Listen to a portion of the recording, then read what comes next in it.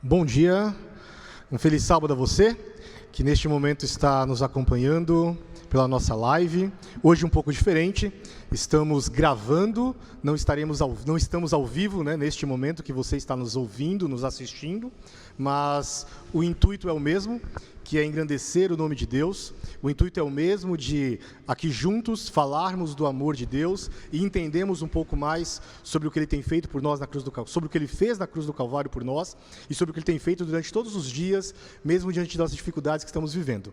Neste momento diferente que estamos vivendo, embora já seja um ano, mas não temos aqui, infelizmente, a presença dos nossos membros, das pessoas que sempre estão no projeto, mas temos a presença de Deus e a sua presença está aí, já é importante também, é claro. E eu já te faço um anúncio e um pedido, na verdade, para que você partilhe esse link, mesmo estando gravado, para que possa chegar em outras pessoas, partilhe esperança, para que muitas pessoas, ou todas aquelas que de repente estão em casa nesse momento de quarentena, tristes, preocupadas, qualquer problema que esteja tendo, possa estar conosco conectados para um bom estudo da Palavra de Deus, para que possam ter esperança em seu coração. Então partilhe no seu grupo, partilhe nas suas redes sociais. É importante que nós alcancemos bastante pessoas, para que muitas pessoas possam encher o seu coração de alegria e de esperança nesta manhã. Nós temos aqui, para iniciarmos, dois convidados que vocês conhecem muito bem, é claro, mas que são craques aqui, vão nos ajudar no estudo da palavra, que é o pastor William. Tudo bem, pastor William? Tudo bem, Diogo. Bom dia. Bom dia para você que nos assiste. É uma alegria ter você conosco, como o Diogo falou. Hoje, excepcionalmente, estamos gravando a programação para você, mas não perde a beleza e o encanto do estudo da lição da Escola Sabatina. Então, é bom tê-lo aqui conectado. Vai compartilhando, vai convidando os amigos para recapitularmos a lição desta manhã, deste sábado, a última lição do trimestre, um trimestre incrível. Então é um prazer e sempre bom estar aqui conectado com você. Muito bem, pastor Mateus, tudo bem contigo? Bom dia, Diogo, bom dia, William, bom dia a todos vocês que estão aí nos acompanhando, mais um sábado para a honra e glória do nosso Deus.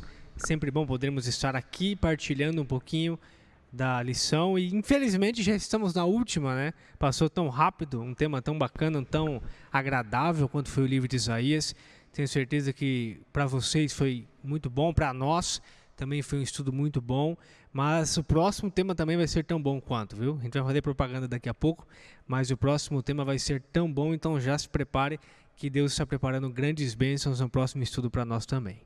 Então, nesta manhã eu vou te fazer um convite, e já fiz aqui, mesmo sem eles saberem, eu não combinei com eles, mas eles estarão prontos. Quando você estiver assistindo, neste momento, você vai deixar aí a sua pergunta, a sua contribuição, e tanto eu como os dois estaremos online também, junto com vocês, assistindo, e então nós vamos tentar responder ali para vocês algumas perguntas, se tiver algumas dúvidas, vamos tentar interagir e deixar um pouco mais humanizado. O que vocês acham?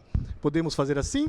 Sim, por mim, tudo bem. Mande Legal. As suas perguntas, o que for difícil, pode encaminhar para o pastor William, que ele vai estar mais do que pronto para responder. Nesse caso é pro Wanderson, tá? Manda pro Wanderson, não pra gente. Muito bem. Nossa última lição do nosso trimestre sobre Isaías, a renovação do planeta Terra. O nosso verso de ouro, verso para memorizar, está aí no livro de Isaías 65. Você pode abrir a sua Bíblia, pelo smartphone também, para acompanhar essa leitura, que diz o seguinte: pois vejam, criarei novos céus e nova terra, e as coisas passadas não serão lembradas, jamais virão à mente. Eu gostaria de refletir um pouco com você antes de passar aqui a bola para os nossos debatedores. Nesse um ano de pandemia, as dificuldades que estamos tendo, lutas, dores, choro, sofrimento, talvez perdemos pessoas importantes, talvez perdemos emprego, estamos ainda em muita dificuldade, a nossa mente precisa estar sã. Imagine um céu renovado, onde as memórias tristes que estamos passando neste mundo já não mais permearão a sua mente. O choro que de repente você está tendo neste momento, ele já não acontecerá mais. Será isso importante para nós, na verdade? Será muito bom um novo céu e uma nova terra, onde pelo menos as memórias das coisas ruins que estamos vivendo neste mundo já não mais existirá. Isso é bom para nós, pastor William? Na verdade, essa é a melhor mensagem que temos, né? De uma realidade totalmente diferente dessa a qual nós estamos vivendo, e muitos infelizmente estão se acostumando a essa realidade. E claro, temos a nossa rotina neste mundo, temos a nossa vida aqui neste mundo, mas como diz uma música do Fernando Iglesias, que eu admiro bastante, somos apenas peregrinos nesse mundo. Estamos apenas de passagem. O meu coração não está aqui. O meu coração não consegue fincar raízes nesse mundo. Então, a alegria, a esperança do cristão é a vida eterna, pois foi isso, diz a Bíblia, essa eternidade Deus colocou no coração desse ser humano, e isso que nós mais almejamos, essa vida eterna, esse lugar sem choro, sem lágrimas, sem tristeza, sem desespero, sem a falta de esperança no futuro. Eu achei interessante que o autor da lição, e que já trazendo para a lição, o autor da lição ele começa na parte de sábado trazendo a ilustração de uma criança, né, que resolve deixar de fazer qualquer outra coisa na sua vida porque ele acredita que aparentemente o mundo vai acabar, né? Eu me lembro quando era criança, quando era mais novo, não faz muito tempo, a gente entrou toda a minha família, minha mãe, meus irmãos, minha avó, meus tios, aceitamos a mensagem adventista, a esperança e a mensagem da volta de Jesus. E me lembro que minha mãe sempre foi aquela de pegar no pé, estuda, seja alguém na vida. Mãe é assim, né? E minha avó dizia, que isso? Deixa o menino se divertir, ser feliz. Daqui a pouco Jesus volta. Vai estudar para quê? Já se passaram aí poucos anos, talvez uns 5 anos, não, brincadeira. Já se passaram uns bons anos. Imagina seguir o conselho da minha sábia vovó, que hoje já faleceu e já descansa. Mas imagina ouvir o conselho dela, Jesus está voltando, essa é a mensagem, Jesus está voltando, então não vou fazer nada da minha vida, vou cruzar os braços e continuar olhando para o céu e ver Jesus voltar. Na lição desse trimestre, e especialmente na lição dessa semana, eu acho que o autor ele chamou nossa atenção para essa mensagem de um novo céu e de uma nova terra, mas também para uma outra realidade. Porque enquanto esse novo céu, essa nova terra não chega, não dá para cruzar os braços e ignorar o muito que eu não tenho que fazer, quer seja para a minha vida pessoal, para a minha vida profissional e para a minha caminhada cristã, nos meus relacionamentos. Então, assim, a mensagem da volta de Jesus, do novo céu e da nova terra é tremendo e fantástico, mas há um problema se ela não é vista e compreendida da forma correta. Ela pode nos levar, como essa criança, como minha avó pensava, cruzar os braços e dizer, não vou fazer mais nada, porque daqui a pouco Jesus vai voltar. Me permite, Diogo, já emendar no comentário do William. Achei muito legal essa introdução. Inclusive, até comentei no outro vídeo que o menino simplesmente, por descobrir que o sol iria explodir, ele simplesmente achou que não precisava fazer mais nada. E aí a consolação, né, que ele recebe é que ele podia ficar tranquilo que quando isso acontecesse, eles estariam mortos. Mas é até meio triste o final de tudo isso, né? Mas às vezes nós, Diogo e William, para você, uma coisa que nós temos que sempre estar atentos. Será que às vezes nós vivemos como esse Billy, né, como é o nome do menino, como essa criança, achando que falta muito tempo para Jesus voltar? Nós que cremos no Adventismo e acreditamos que Jesus hoje exerce o serviço no santuário, na parte investigativa, o juízo investigativo, já desde 1844, já se passaram em 176 anos que Jesus está intercedendo. E falta muito pouco para Jesus voltar. Às vezes a gente acha que ainda falta tudo isso. Jesus pode voltar a qualquer momento. Jesus pode voltar daqui 1 mês, 1 ano, 10 anos, 100 anos, ou quem sabe amanhã, depois, essa semana que vai vir. A gente não sabe.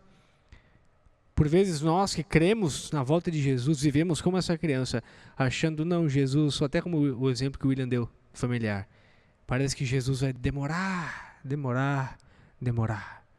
Então, para que eu vou pregar? Para que eu vou me envolver com missão? Para que eu vou trabalhar na igreja? Para que eu vou compartilhar uma live se Jesus vai demorar para voltar? E essa realidade da volta de Jesus parece que precisou chacoalhar o mundo com uma pandemia dessa para a gente acordar um pouquinho e entender que falta pouco para Jesus voltar. Nossa vida é muito frágil. Qualquer instante Jesus pode voltar. Por isso nós temos que estar prontos e mais do que nunca, aguardando esse novo céu e essa nova terra que a Bíblia nos promete. Não só em Isaías, como em outros livros, principalmente em Apocalipse, que fala um pouco mais abrangente sobre isso, esses novos céus e nova terra, onde não haverá mais pranto, choro, morte, dor, separação, onde viveremos juntos com o Senhor para todo sempre. Então foque nisso, foque em Jesus e caminhe nessa direção, que com certeza vai ser de grande valia para a sua vida e para a minha também, se a gente seguir isso todos os dias. Muito bem. Pastores, meus amigos, você que está me ouvindo aí, nós vamos entrar diretamente no estudo da lição a partir do capítulo 65. E algo aqui me chama a atenção baseado no que vocês falaram e baseado na lição também. Existem alguns pensadores, alguns teólogos que entendem, e eu concordo, quero dizer que eu concordo com o que eles dizem, de que o homem não se acostuma com a morte porque Deus não criou o homem para morrer. Então, por isso que a morte é muito dolorida e muitas vezes a gente não consegue aceitar, por mais que passe anos que você perdeu alguém, a gente não consegue aceitar essa separação da morte. E em Isaías 65, existe aqui, se é que a gente pode dizer, aparentemente, uma brecha para entender que nós não teremos a eternidade. Não sei se vocês concordam, mas aí é o momento que vocês podem discordar agora. Lá em capítulo 65, versículo 19... ou melhor, versículo 20, diz o seguinte: não haverá mais nela criança para viver poucos dias, nem velho que não cumpra os seus, porque morrer aos 100 anos é morrer ainda jovem. Opa! Então alguém que não acredita numa eternidade pode pegar esse texto aqui, se não for bem contextualizado, e dizer: olha, pastor William, nós vamos viver então só um pouco mais de 100 anos, e depois vamos morrer. Então vai continuar a mesma história, o céu com essa terra que estamos vivendo? Seria isso uma falácia, né?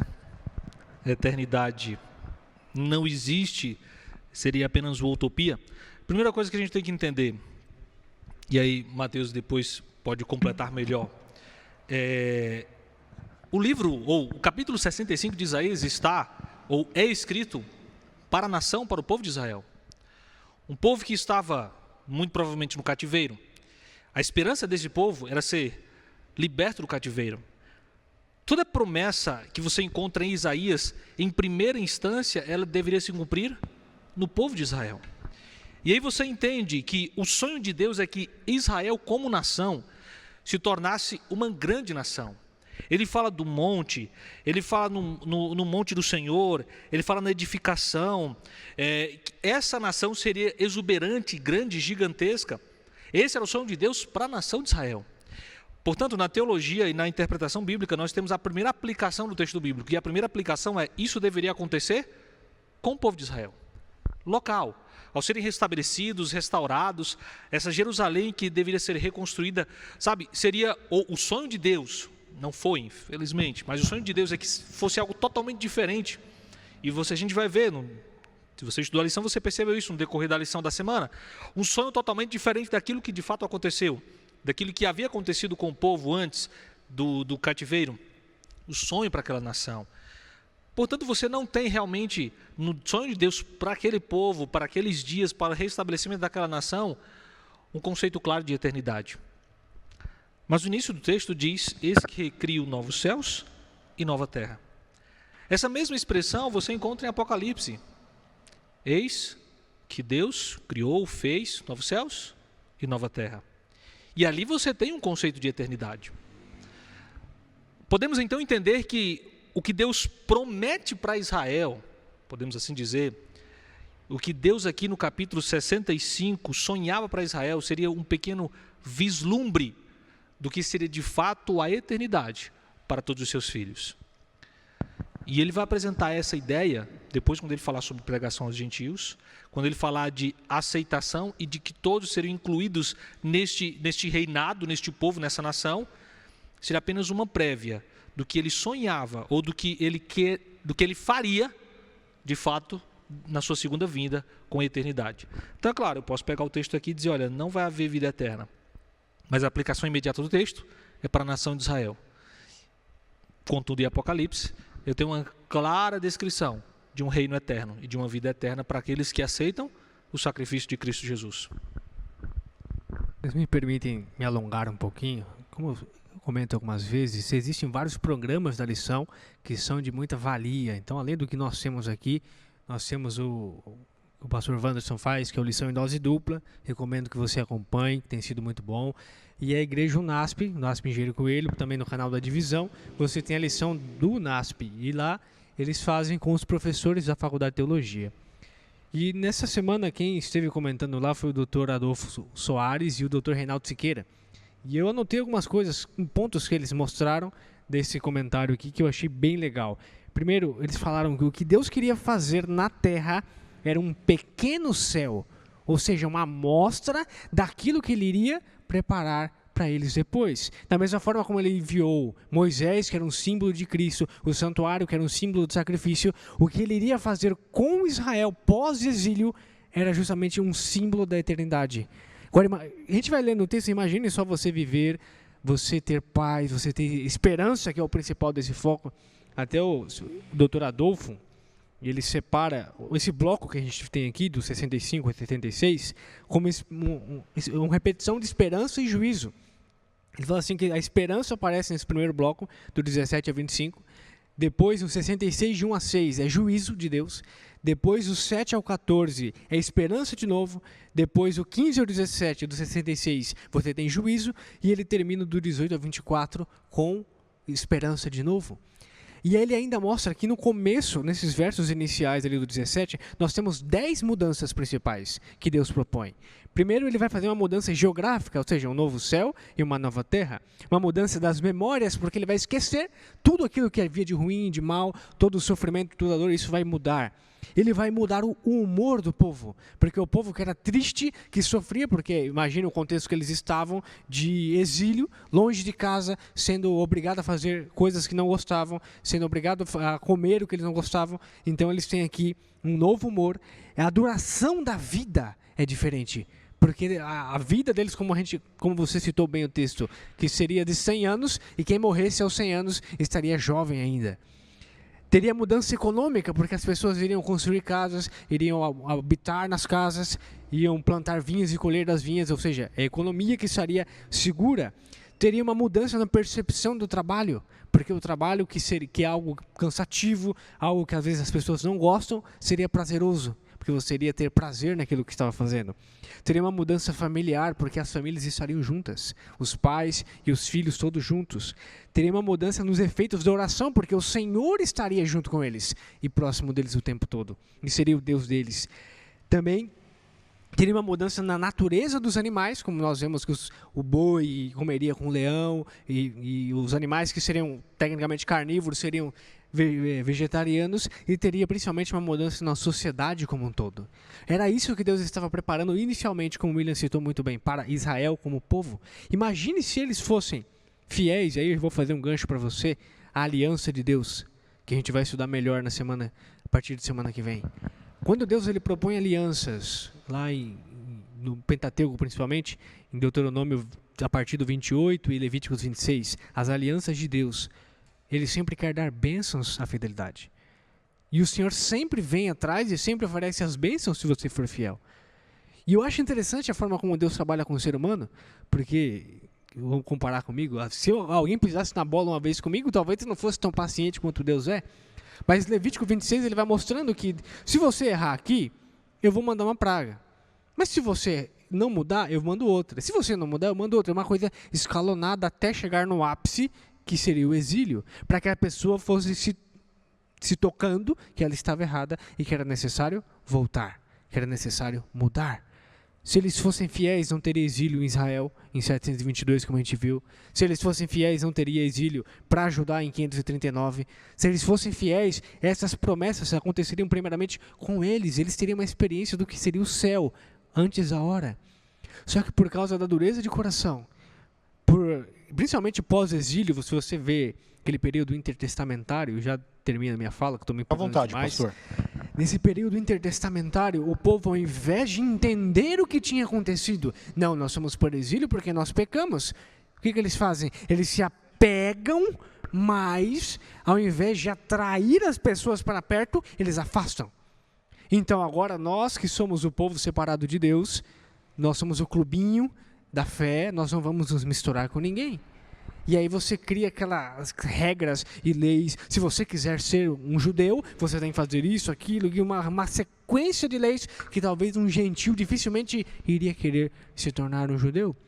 Tanto que Deus até dá um período profético, que são em 490 anos, desde 457 até o ano 34, 490 anos de misericórdia de Deus, para ver se o seu povo voltava atrás. Mas cada vez que estavam indo, mais e mais longe eles se encontravam. Até que chega o momento em que Deus fala, o Israel literal não é mais a minha prioridade.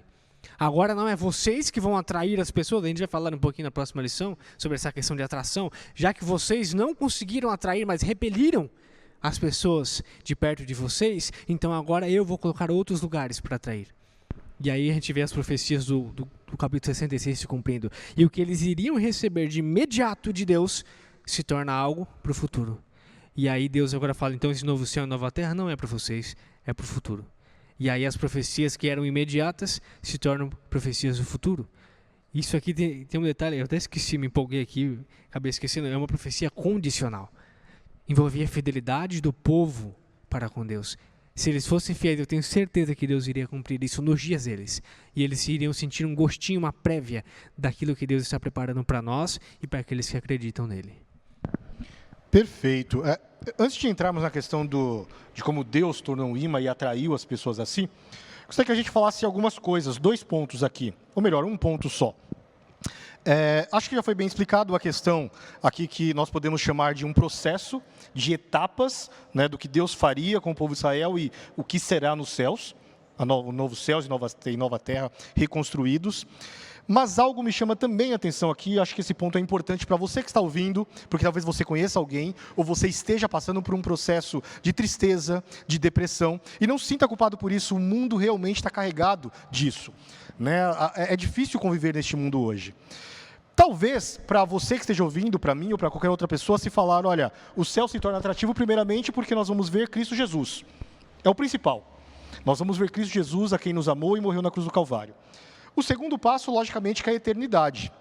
Mas como falar de eternidade para alguém que hoje está passando, tendo que tomar remédios, tendo que orar, tendo que estar com as famílias porque quer tirar a sua vida pela tristeza que existe?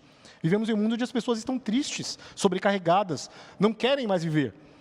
Então, se essa eternidade não for diferente do que vivemos, para que isso vai me atrair?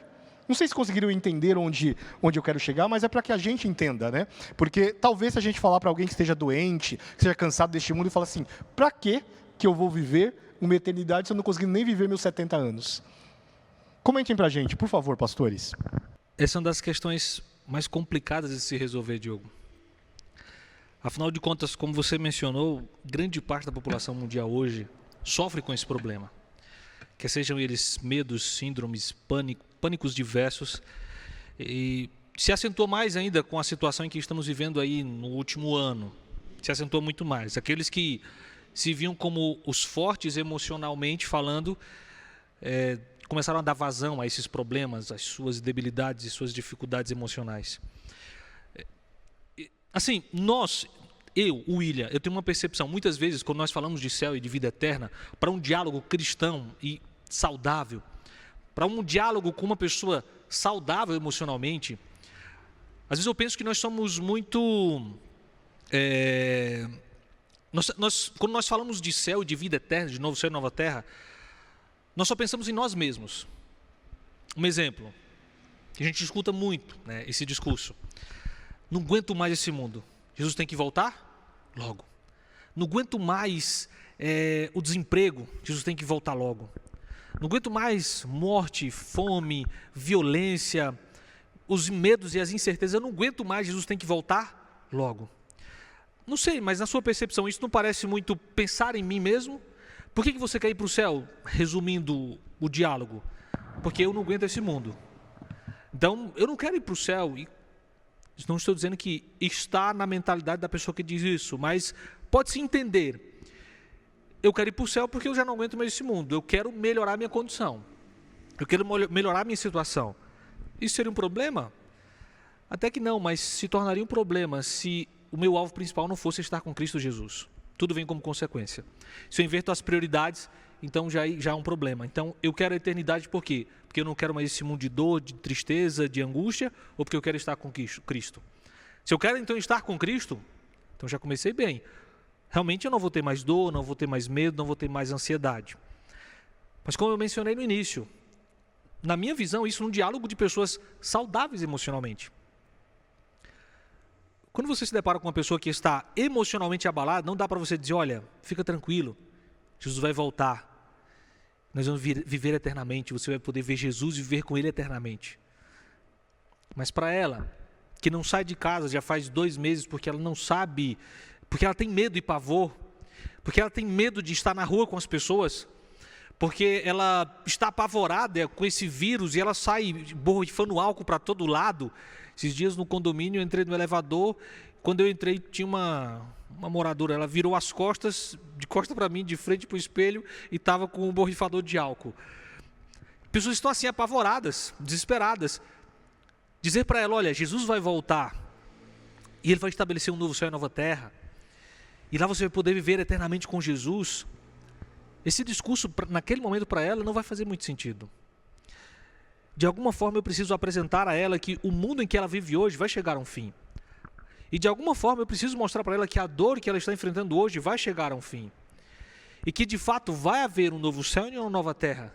E que de fato não vai haver lágrimas, não vai haver dor, não vai haver pânico. Não vai haver medos, não vão haver mais coronavírus, seja lá de que cepa seja, não importa. Não vai haver.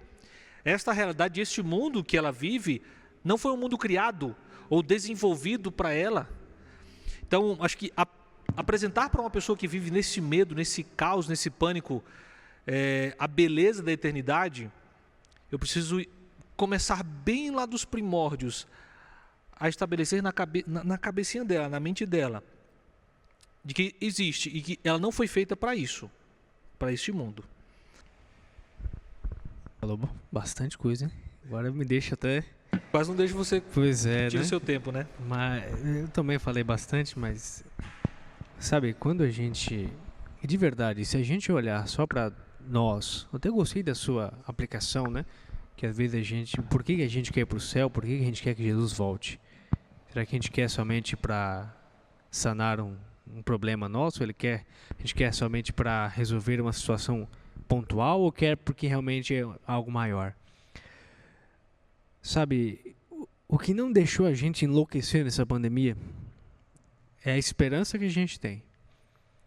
Porque se a gente olha só para nós mesmos, se nós olharmos somente para tudo que está acontecendo, até quem está saudável emocionalmente dificilmente consegue se manter estável. Talvez você que esteja nos assistindo entenda bem isso que nós estamos falando. Porque realmente a pandemia bagunçou a mente de todo mundo. Até os saudáveis emocionalmente tiveram algum tipo de abalo. Todo mundo foi afetado porque foi algo que chegou de surpresa e pegou todo mundo despreparado. Se nós não tivermos essa esperança e esse conforto, que às vezes para nós que temos isso sempre até mais fácil de falar, a gente enlouquece todo mundo junto e o mundo acaba em menos de um ano. A esperança é o que mantém vivo o ser humano e mantém as pessoas fazendo o que fazem. Essa esperança, esse algo maior, algo melhor. Tanto que algumas pesquisas passadas, não sei hoje, né, mas diziam que o povo brasileiro era um dos povos mais esperançosos do mundo, pela situação que o país sempre viveu, né? O brasileiro sempre foi esperançoso de algo melhor, talvez acreditar num novo governo, numa nova possibilidade. Enfim, o brasileiro sempre foi assim. Então, para tentar mostrar essa esperança para uma pessoa que talvez esteja sem esperança, é o passo que nós temos que tomar. De tentar mostrar para ela que vale a pena servir a Jesus, que vale a pena ter essa mesma esperança que nós temos. Obviamente com a ajuda de profissionais para que resolvam essas questões psicossomáticas, mas se você tem uma esperança, seja em Jesus, seja em algo maior, mas principalmente em Jesus, que é o nosso foco, você vai ver que se torna muito mais fácil, se torna muito mais tranquilo. Por mais que venham dificuldades, porque Jesus disse que no mundo nós teríamos aflições, mas nós precisamos ter bom ânimo, porque Ele venceu o mundo. E essa é a nossa esperança, a nossa certeza. E é isso que nós temos que tentar transparecer e tentar fazer com que os outros também tenham essa mesma esperança que nós. Posso fechar aqui? Já falei muito. Pode, ficar à vontade. Rapaz, hoje eu estou fazendo minha segunda graduação, estou no meu segundo ano de psicologia, graças a Deus, tenho aprendido muito. E tenho visto que muitos, dentro e fora da igreja, sofrem por esses problemas, por todas essas situações, e tem se agravado mais, como a gente já mencionou. Então, se eu estou falando para alguém nessa manhã, ou se você está assistindo esse vídeo depois, que tem seus traumas, seus problemas, suas ansiedades, seus medos, alguns desses problemas, quer seja ele em um grau elevado ou leve, não ignore. Talvez eu esteja falando para alguém que está assistindo essa live, assistindo esse vídeo posteriormente, mas não consegue acreditar nessa bendita esperança de um novo céu e de uma nova terra, porque isso para você não é palpável. O que realmente você sente hoje é dor, é medo, é ansiedade, é vergonha. E é isso que é mais palpável para você, mas isso que a Bíblia apresenta, você não consegue pegar, tocar, nem sentir. Mas aquilo que você está vendo é o que você consegue sentir, você não consegue acreditar nisso aqui. Primeiro conselho que eu te dou: procure um profissional da área. Não é vergonha procurarmos um profissional da área da saúde para reconhecermos as nossas situações. A gente aprende na faculdade de psicologia que todo mundo precisa passar por uma sessão de terapia. Que bom seria se todo mundo procurasse. Se todo mundo passasse, se todo mundo procurasse um profissional. Porque todo mundo tem, de forma mais acentuada ou mais leve, alguns detalhes na sua vida emocional que precisam ser acertados, ajustados, ou pelo menos você precisa se conhecer. Então, procure um profissional da área da saúde psicológica, da saúde mental. E depois, ou antes de tudo isso, se curve diante de Cristo Jesus, se curve diante dos pés de Cristo, diante da cruz, fale com Ele, e seja franco com Ele. Se você não consegue acreditar nele porque Ele não é palpável para você, fale para Ele. Se você no momento não consegue acreditar nas promessas dEle porque elas não conseguem te alcançar, há uma nuvem de medo, temor e horror na tua cabeça, fale e seja sincero com Ele. E procure um profissional qualificado para te ajudar. E você vai começar a entender que essas promessas vão fazer mais sentido na tua vida quando nós estamos emocionalmente aptos para entender as promessas de Deus na nossa vida. Muito bem. Que explanações boas os pastores, não é verdade? Muito obrigado, viu? Nós aprendemos aqui. Que Deus continue abençoando. Tenho certeza que você também aprendeu aí bastante nos comentários. E dando continuidade, nós vamos agora falar um pouco ainda neste processo, mas é interessante notarmos que tudo neste mundo, a doença, a tristeza, as lágrimas, elas são efêmeras, são temporárias. Isso vai passar. Não sei quanto tempo, não é, pastores? Mas vai passar.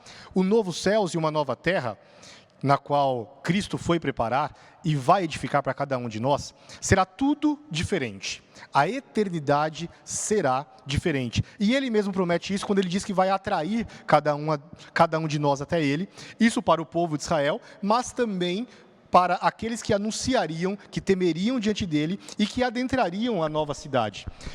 No capítulo 66 de Isaías, no versículo 18, o profeta diz o seguinte, através da palavra do Senhor: porque conheço as suas obras e os seus pensamentos, e venho para juntar todas as nações e línguas, elas virão e contemplarão a minha glória. Tem coisa melhor de contemplar a glória de Deus? Eu acredito que não, não é verdade? E esta glória que irá nos atrair. Comentem para nós, pastor Mateus, por favor, depois o pastor William, invertendo aqui, né, um pouquinho. Eu acho interessante, Diogo, que aqui Deus ele fala que vai atrair as pessoas para Ele. Como eu comentei um pouquinho na lição de domingo, o povo de Israel ele estava agindo como o ímã tem aquelas duas faces, né? A face que atrai e a face que repele. Então, se tem dois positivos, eles vão repelir. E imagina que o povo de Israel, dentro desse contexto, estava agindo como esse ímã, mas do lado negativo que repele, não o lado para atrair as pessoas para si. Tanto que aqui em Isaías 66, até se vocês me permitem ler, o verso 3 e o verso 4, é um verso que tem um pouco forte, que o Senhor traz uma repreensão bem séria para o povo. Ele diz aqui: o que emola um boi é como o que comete homicídio. O que sacrifica um cordeiro, como o que quebra o pescoço de um cão. O que oferece oblação, como o que oferece sangue de porco. E o que queima incenso, como o que bendiz a um ídolo. Como estes escolheram seus próprios caminhos, e a sua alma se deleita nas suas abominações, assim eu lhes escolherei o infortúnio, e farei vir sobre eles o que eles temem. Porque clamei e ninguém respondeu. Falei e não escutaram. Mas fizeram o que era mal perante mim e escolheram aquilo que eu não tinha prazer. O Senhor traz uma repreensão dura e forte. Isaías tem várias repreensões, mas essa aqui, comparada com a do capítulo 1, creio que são as mais fortes que nós temos. Porque aqui Deus fala, o que vocês estão fazendo é quase igual ao que eles estão fazendo lá fora. Aquilo que vocês rejeitam, que é o que os pagãos fazem, que é o maior medo deles era isso, né? Que um pagão, não, porque... até usar o exemplo da parábola do publicano e fariseu, né? O fariseu não, porque ainda bem que eu não sou que nem esse publicano. Ainda bem que eu sou santo, fariseu, jejum, faço tudo de bom, tudo certinho. E aqui o Senhor está falando, para isso não tem valor nenhum. Porque ao invés de vocês atraírem as pessoas para perto de mim, vocês estão afastando. Ao invés de trazer as pessoas para conhecer o Deus de Israel. Tanto que Deus coloca Israel num lugar estratégico. Depois, não sei se dá para colocar um mapa geográfico, para você ver, Israel está ali no meio do caminho entre o Egito e o que seria a Euroásia ali, né? Então todo mundo que fosse passar numa rota comercial tinha que passar em Israel.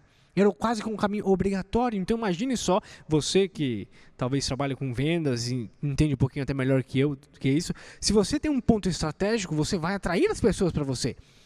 Então se você tem uma loja, qualquer coisa que seja, você vai atrair porque você está num lugar onde todo mundo vê que você está ali. Então Israel estava nesse ponto estratégico, num lugar onde as pessoas teriam que passar. As pessoas teriam que ir ali. E ao invés de mostrar, talvez eu até me alongar um pouco, mas ao invés de mostrar esse Deus, que era o Deus deles, ao invés de mostrar a terra boa que eles tinham e configurar tudo para Deus, eles simplesmente fecham as portas. Eles se isolam do mundo nessa falsa santidade que eles achavam que tinha. E ao invés de as pessoas quererem conhecer Israel, eles agora vêm querendo dominar e destruir Israel. E talvez se não fosse pela misericórdia de Deus e pela promessa que ele tinha com Judá de trazer o Messias através da linhagem real de Davi, talvez o povo de Israel tivesse sido rejeitado muito tempo antes e até destruído. Não sei se posso estar exagerando, não sei se você concorda comigo, mas por Deus, porque pelas suas misericórdias, ele coloca esse povo para trair. Aqui, só para encerrar, será que às vezes a gente não se fecha dentro das nossas tradições? Não, porque se a pessoa não vier... Vou usar um exemplo bem besta, desculpa. É um perigo real, né, pastor? Às vezes não, porque se a pessoa não se encaixa na minha tradição de 50 anos, eu não vou aceitá-la no nosso meio. Se a pessoa que acabou de conhecer a Jesus, ela não fizer tudo igual nós fazemos, essa pessoa é rejeitada do meio. E ao invés de fortalecer o novo que está chegando, nós rejeitamos ele. Em vez de trazer para perto, nós jogamos para longe. E só nós cometemos somos suscetíveis a cometer o mesmo erro. De ao invés de atrair as pessoas para conhecer a graça nesse novo Israel espiritual, nós queremos afastá-las por causa de nossas tradições e regras que não vão salvar ninguém. E é interessante ressaltar a decepção de Deus aqui com o povo. Ela tem razão, faz sentido. Porque o próprio Isaías, em outros capítulos anteriores que já falamos, outros profetas também apresentaram o sonho de Deus para Israel, como o pastor Mateus falou. Acho que o profeta Malaquias que fala, onde as nações viriam a Jerusalém, procurariam um judeu, tocariam na orla de judeu, dizendo, leva-nos, pois queremos conhecer o teu Deus, o teu Senhor.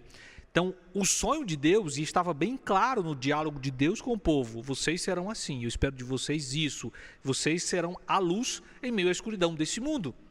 Mas isso não acontece. E eu vejo aí, podemos até dizer, não que Deus se surpreenda, né? Deus já imagina, já sabe o que vai acontecer, mas você vê Deus frustrado com a perspectiva que ele cria em torno do povo, perspectiva que não é correspondida. E eu me pergunto, quantas vezes Deus cria perspectivas no diálogo conosco, na relação conosco, na nossa vida espiritual e nós não correspondemos? O contexto aqui é missão, né? É refletir, é testemunhar de Cristo, é atrair as pessoas a Cristo por meio de nós. Entenda, não é atrair as pessoas a nós, é atraí-las a Cristo.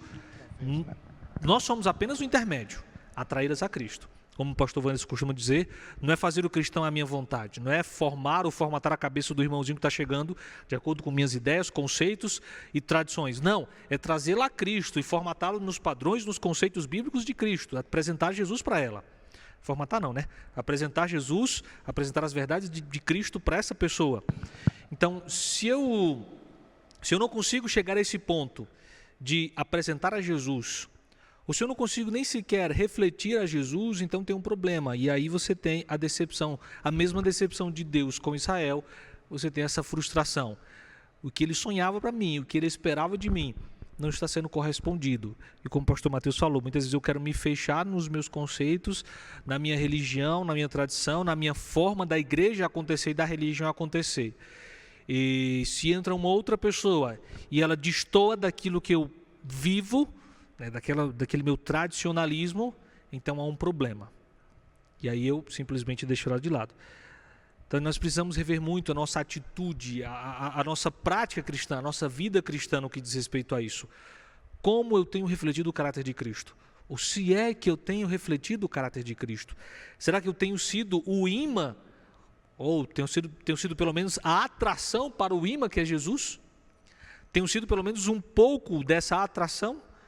Ou a minha vida, o meu testemunho no trabalho, em casa, nos relacionamentos, tem expelido as pessoas?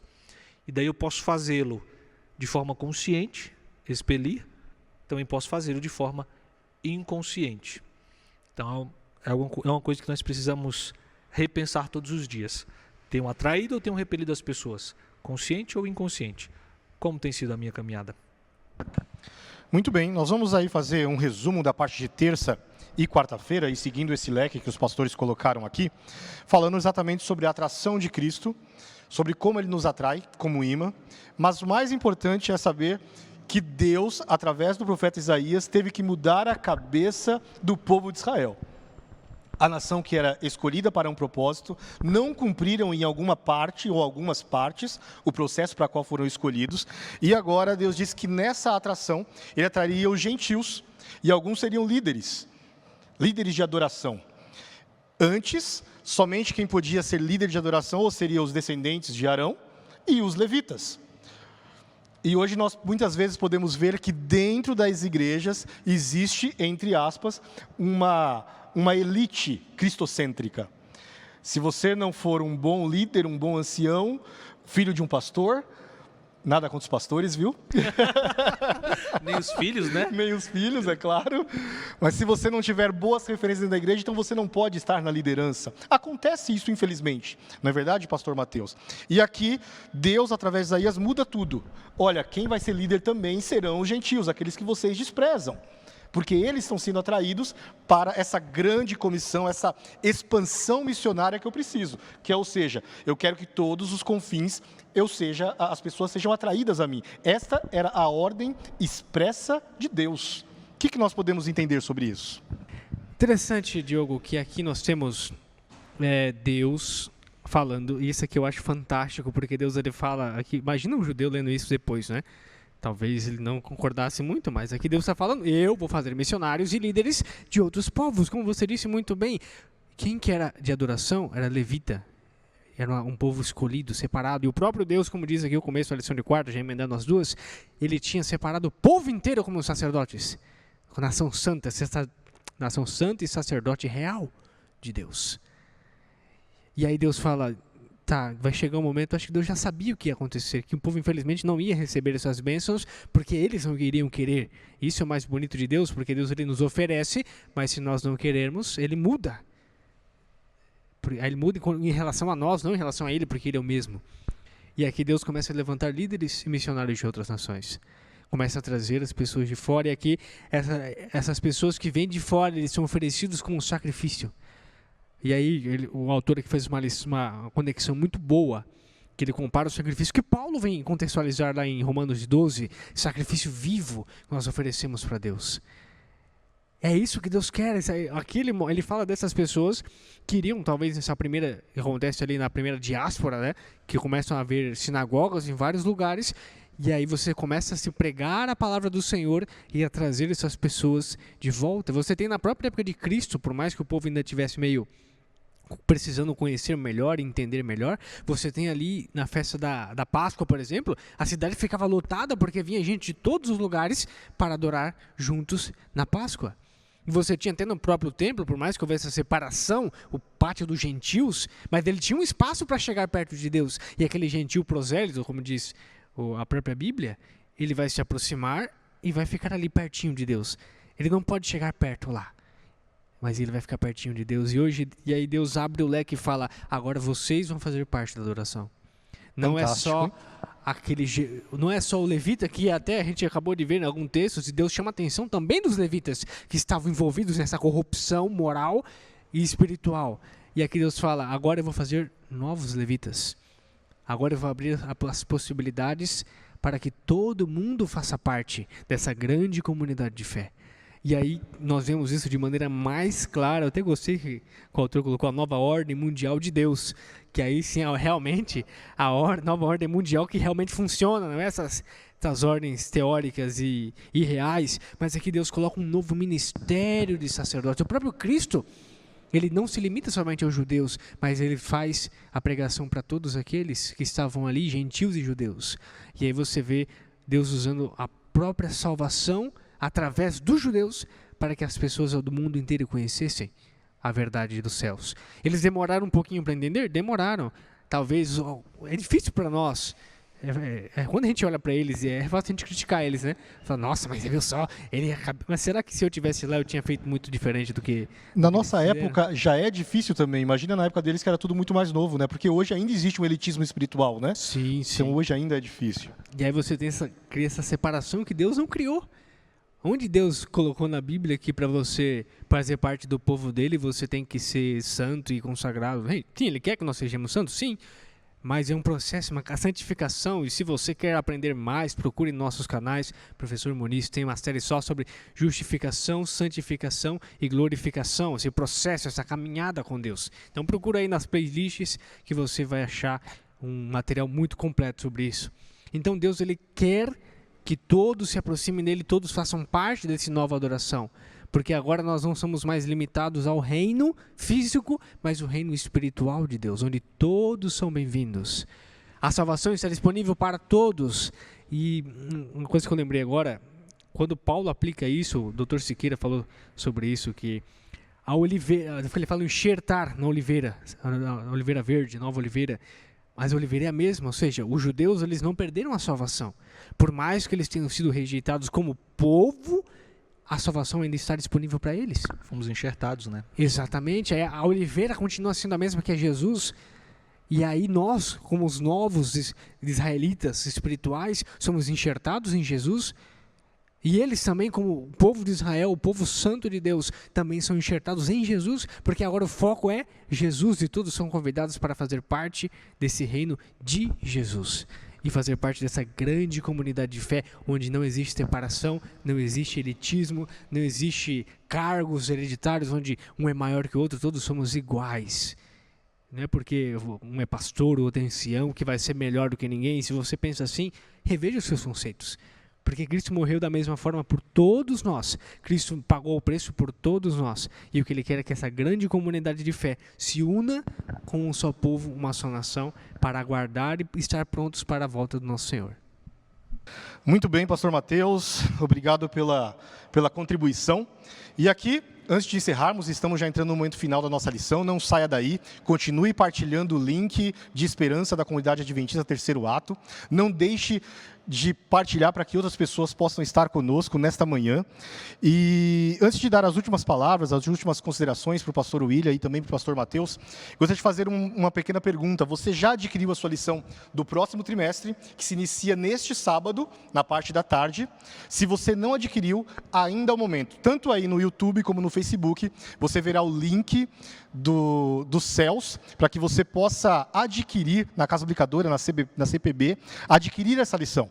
É importante que você tenha esse alimento espiritual na sua casa. Então nós teremos mais 3 meses com uma nova lição, como promessa à aliança, que é um outro tema muito bom, não é, pastores? Quando nós entendemos a aliança que Deus tem com cada um de nós, e é importante que você tenha esse alimento espiritual na sua casa. Também lembrando que existe um projeto todos os dias, 5 minutinhos, de uma introdução da lição de todos os dias, nas nossas páginas da internet, tanto no Facebook como no YouTube também. Você pode, então, partilhar, você pode assistir, são 5 minutinhos, vídeos ótimos, com convidados especiais, quem está na liderança sempre é o pastor William, mas ele sempre convida outras pessoas. E ele me disse aqui que nesse trimestre haverá convidados aí bombásticos. Não é isso, pastor? Fala pra gente, rapidamente, que o nosso tempo é curto, viu? Ok, rapidinho. Fizemos alguns convites e teremos a presença nesses vídeos de estudo da lição, como sempre temos dos membros da nossa comunidade, pessoas convidadas e próximas, o pastor Mateus que está conosco, o Cleison, o Wanderson, mas também teremos o pastor Robson Menezes, da associação, aqui da ápice, que você muito bem conhece. Teremos o professor Edson Nunes, foi meu professor na faculdade de Antigo Testamento, hoje ele é pastor na Nova Semente. Teremos o professor Reinaldo Siqueira, Emilson dos Reis e outros homens e nomes que aceitaram o nosso convite e estarão conosco aí gravando pelo menos uma semana nesses videozinhos curtos. Então esteja conectado no Facebook ou no YouTube ou no grupo específico para receber esses vídeos. Mantenha-se conectado e vai compartilhando, porque esse trimestre vamos, como sempre, aprender muito mais da Palavra de Deus. Olha só que bênção, temos convidados especiais então. Vamos então para a parte final, eu vou dividir aqui em duas partes. A primeira parte eu vou passar para o pastor William, a segunda parte encerrando nas considerações finais do pastor Mateus. Isaías 66, ele encerra dizendo a seguinte questão, 66, versículo 22. Porque como os novos céus e a nova terra que hei de fazer estarão diante de mim, diz o Senhor. Assim há de estar a vossa posteridade e o vosso nome. Olha que interessante, o vosso nome vai estar neste novo céu e nessa nova terra. 23. E será que de uma festa da lua nova a outra e de um sábado ao outro virá toda a carne a adorar perante mim, diz o Senhor. O que nós podemos entender, essa primeira parte eu vou fazer já a segunda para vocês ficarem à vontade, mas essa primeira parte, pastor William, o que podemos entender dessa questão do sábado, a conexão que faz sobre o sábado e sobre a lua nova, que nem sempre era um sábado e também nem sempre pode ser um dia de descanso semanal, como nós entendemos o sábado, mas era uma conexão de adoração. Comente para a gente sobre isso. E a segunda parte, já vou fazer aqui, já para a gente emendar. Pastor Mateus já grava aí, que será as suas considerações finais também. No versículo 24 diz o seguinte: E eles sairão e verão os cadáveres dos homens que prevaricaram contra mim, porque o seu verme nunca morrerá, nem o seu fogo se apagará, e eles serão um horror para toda a carne. Então vamos lá, um novo céu, uma nova terra, onde existe adoração, e Isaías acaba não com uma mensagem de esperança, mas diz que quem estará no céu, o nome daqueles que o pastor William vai comentar, que estarão nos céus, verão cadáveres. Eu não queria estar no céu que tem cadáver, que eu vou ficar olhando um monte de gente morta. Então você vai explicar para a gente também depois, pastor. Primeiro o pastor William. A parte mais difícil ficou o pastor Mateus, né?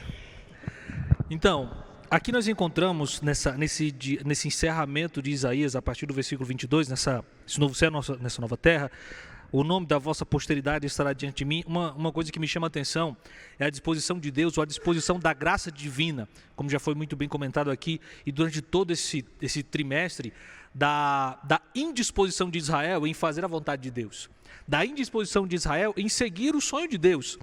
Mas também Isaías reforça bastante, e Isaías é praticamente um livro de graça, né? Não de graça gratuito, tá? Mas que fala sobre a graça divina. E ele constantemente repete esse conceito, essa ideia de um Deus que é misericordioso e gracioso para com seu povo. Ele diz: o nome da vossa posteridade estará diante de mim.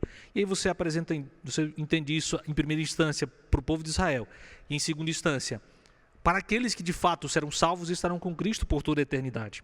Mas como o Diogo ressaltou, e é isso que eu quero abordar aqui, essa questão do sábado. Lá no capítulo 22, né, ele fala que de um sábado a outro sábado virão me adorar, e de uma lua nova a outra lua nova virão me adorar.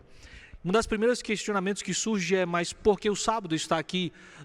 Primeiro, dentro do conceito histórico de Israel como nação, é compreensível entender o sábado. Mas como entender este sábado dentro do conceito eternidade, pós-volta de Jesus? Alguns vão pensar: o sábado não estava vinculado ao cerimonial de Israel, aos rituais do santuário, às festividades do santuário? Não.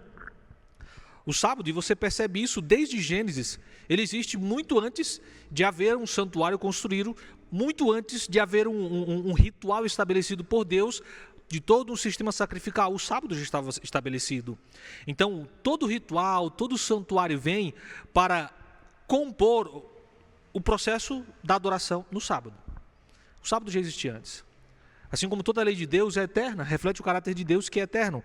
Portanto, se você percebe isso, você vê isso claramente desde Gênesis capítulo 2, não é de se surpreender que este sábado continuará existindo, mesmo pós segunda vinda de Jesus, neste reino que durará para sempre, que será eterno. Aqui ele também apresenta um outro período de tempo, né? De um sábado a outro sábado virá toda a carne me adorar. Aí você tem um período, um ciclo semanal de adoração, o sábado, o sétimo dia. Mas também fala de uma lua nova a outra lua nova. Como o Diogo muito bem falou, não necessariamente esse dia de lua nova seria necessariamente um dia de descanso, um sábado ou um dia de repouso. Alguns teólogos, alguns estudiosos ainda preferem equiparar esse dia ou esse período mensal ao que está lá escrito em Apocalipse capítulo 22, versículo 2, eu peço permissão, lá diz o seguinte: no meio da sua praça, de uma outra margem do rio, está a árvore da vida, diz Apocalipse, que produz 12 frutos, dando seu fruto de mês em mês, e as folhas da árvore são para a cura de todos os povos. Muito provavelmente, e aí defendem muitos estudiosos, que este ciclo mensal, além do ciclo semanal, todo sábado, que estava envolvido a adoração, este ciclo mensal, também no processo de adoração, estaria vinculado ao fruto, ou ao surgimento do fruto da árvore da vida, descrito em Apocalipse. Então seria um dia também especial de adoração. Semanalmente, na nova terra, adoração a Deus, a cada 7 dias. E a cada mês um dia especial, num processo de adoração a Deus. E muito provavelmente, também acredito nisso, por causa desse momento especial, onde a árvore da vida dá seu fruto. E este fruto é extremamente importante, porque diz Apocalipse, ele será para a cura de todos os povos. Não estava na sua pergunta, mas o texto diz, poxa, se será eterno, e se será uma vida eterna, por que cura de todos os povos? A vida eterna acreditada aos filhos de Deus na eternidade, vou terminar por aqui, o pessoal já está olhando para mim ali por causa do relógio. A vida eterna, após a segunda vinda de Jesus, não será algo inerente a nós seres humanos. Nós só teremos vida eterna por causa de Cristo Jesus, por causa da árvore da vida. Não é à toa que você percebe que no Éden, quando Adão e Eva eles pecam, Deus os afasta do jardim do Éden por causa da árvore da vida que ali estava. Então nós viveremos eternamente com Cristo, não porque teremos um poder e um atributo de eternidade, não, mas porque estaremos vinculados com Cristo por meio da árvore da vida. E aí você consegue entender melhor porque Isaías diz que de um sábado a outro sábado virá toda a carne me adorar. O memorial da criação, o memorial da redenção, e de mês em mês virá toda a carne me adorar. Manter esta conexão e intimidade com o Criador, com o mantenedor da vida, para esta eternidade.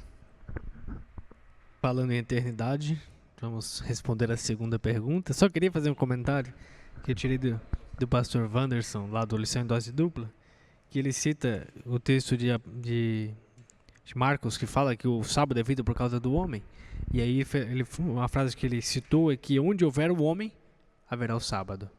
Então o sábado vai junto com o homem, porque onde houver homem, haverá sábado. E aí vem a pergunta, mas Mateus, por que Isaías tinha que terminar de maneira tão difícil assim, né? A gente falando de juízo, de esperança, Isaías termina com uma mensagem tão forte dessa, falando que a gente já vê cadáveres espalhados. Será que então vai ser igual a parábola do rico e Lázaro, onde os mortos de um lado estarão vendo os outros no céu e vai ter essa conexão? Já pensou que coisa triste você lá no céu vendo um monte de gente morta em volta assim da cidade santa, né? Que coisa feia de se imaginar e até de entender. Mas o que Isaías está querendo dizer aqui não é que você vai ficar vendo gente morta nem nada disso, mas que na verdade o contexto inicial que Isaías traz, segundo o comentário aqui da Bíblia de Andrews, é que ele estava se referindo a o que aconteceria com os assírios quando Senaqueribe vem tentar invadir. A gente já estudou na lição 7, se eu não me engano, sobre essa invasão de Senaqueribe, tentativa de invasão de Senaqueribe, e o anjo do Senhor destrói, matando mais de 120 mil homens. E quando o povo sai, o que eles veem? Aquele monte de gente morta, cadáveres espalhados. Eles têm uma cena até forte de se imaginar, mas uma proporção um pouco mais profética, da mesma forma como nós vimos que os exemplos pequenos para algo maior é o que Deus estaria fazendo com os ímpios no final dos tempos. Porque vai chegar um momento em que todos serão testados e provados e julgados.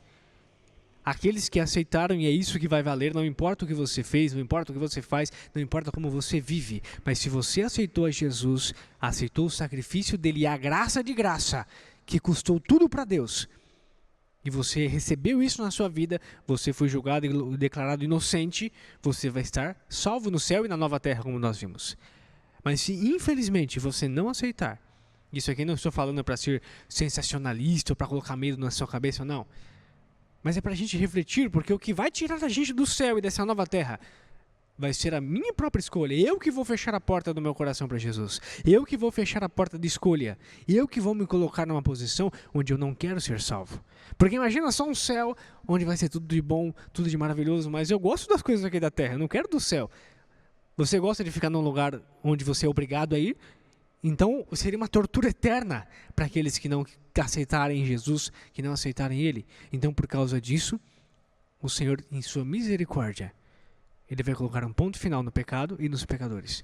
Para que aqueles que não aceitarem não fiquem, como pode se interpretar de maneira errônea, observando o céu e sofrendo até morto espalhado do lado de fora. Deus, em sua misericórdia, Ele põe um ponto final em todo que é pecado, todos os pecadores. É misericórdia, é graça. Para que ele não sofra eternamente, o Senhor elimina e destrói. Para que ele não fique uma tortura eterna. Porque Deus não tem prazer na tortura do ímpio. Então isso aqui é uma prefiguração daquilo que Deus iria fazer, vai fazer no futuro em relação aos ímpios e aos pecadores e Satanás e seus anjos. Então quer dizer que a gente vai ficar lá no céu e quando a terra for renovada, como dizem em Apocalipse, capítulo 21 e 22, nós não vamos ver nada de ruim, porque tudo isso vai ter passado. E eu gosto muito do finalzinho do livro do Grande Conflito, da escritora americana Ellen White. Vou só ler bem rápido e já encerro a minha fala. Ela diz assim: o grande conflito terminou. Pecados e pecadores não mais existem. O universo inteiro está purificado. E uma única pulsação de harmonia e felicidade vira por toda a vasta criação. Desde daquele que tudo criou emana vida, luz e alegria por todos os domínios do espaço infinito. Desde um minúsculo átomo até o maior dos mundos, todas as coisas animadas e inanimadas, em sua serena beleza, perfeita alegria, declaram que Deus é amor. E com isso vai ser encerrado todo o mal, todo o sofrimento e toda a dor, porque Deus vai colocar um fim. E tudo vai emanar esse amor de Deus. E tudo vai declarar que Deus é amor. Fantástico, pastor Mateus. Livro Grande Conflito é um grande livro. Se você ainda não leu, faça um favor para você, para a sua vida espiritual, e leia esse livro que é maravilhoso. E certamente a escritora norte-americana Ellen White foi inspirada por Deus e teve certamente muita comunhão com Deus para escrever esse livro. Então convido você a assistir. Encerramos mais um estudo e o último estudo desse trimestre. Mas encerramos aqui com chave de ouro. E é bom que você tenha essa certeza. O céu não será um lugar de tristeza. Eu até acredito que talvez a gente chore, porque diz que não haverá choro. Mas eu entendo que esse choro não será um choro de tristeza. Mas imagine a gente podendo ver aqueles que nós perdemos, que morreram e estarão ressuscitados. Ver as chagas das mãos de Cristo. Eu acho que será muita emoção. Eu acredito que a gente chorará, viu? Eu acho. Tem até uma música do Fernando Iglesias, antiga, que diz, né, que o céu irá revelar muitas coisas. E ele disse, eu sei que no céu ninguém ia chorar, mas uma lágrima rolou, né? Então eu acredito que nós vamos chorar, não de tristezas, porque tudo irá acabar. O céu não será um lugar para tristeza, o céu não será um lugar para que a gente veja cadáveres mortos, como estamos vendo neste ano de pandemia. O céu não será um lugar para que haja como um inferno, como um fogo que vai durar e vamos olhar e ver as pessoas queimando no fogo do inferno ali, sofrendo. Isso não acontecerá. Se você entende isso, eu te convido a estudar a palavra, a entender que no céu não será um lugar de nenhuma tristeza. Será só gozo, alegria durante toda a eternidade. Vamos então encerrar com uma oração. Muito obrigado, pastor William. Muito obrigado, pastor Mateus. Feras como sempre, que Deus continue abençoando vocês. Curva a sua fronte aí onde você está. Se você estiver deitado, sentado, não tem problema nenhum. Apenas feche os seus olhos e vamos agradecer a Deus por este estudo. Santo e eterno Deus, Obrigado pelo seu amor, obrigado porque usou o profeta Isaías, obrigado por ter usado a cada um de nós, obrigado porque ao seu lado não existe distinção de cor, de credo, não existe elitismo espiritual, não existe, ó Pai, favorecidos, só existe aqueles que aceitarão a sua graça, que receberão ela, que é de graça para nós, mas não foi de graça para Cristo Jesus. Nos ajude, ó Pai, queremos um novo céu, queremos uma nova terra, proteja-nos, dê a cura, sopre o seu fôlego de vida em cada pulmão daqueles que estão ainda sofrendo com essa doença, restaure-nos para a sua honra e para a sua glória, é o que eu te peço, por Jesus. Amém. Olá amigos, tudo bem? Eu estou aqui com a minha velha Bíblia para conversarmos de algo de extrema importância. O apóstolo Paulo, na segunda carta aos Coríntios, no capítulo 9, ele diz assim no verso 7, cada um contribua segundo tiver proposto no coração, não com tristeza, por necessidade, porque Deus ama aquele que dá com alegria. O mesmo Paulo disse que quem prega o evangelho deve viver do evangelho. E a mesma Bíblia nos diz, em Deuteronômio, no capítulo 16, a partir do versículo 16, que ninguém deveria comparecer perante ao Senhor de mãos vazias. Sabe o que eu estou querendo dizer para você? Você e eu temos a oportunidade e o privilégio de ajudarmos na pregação do Evangelho.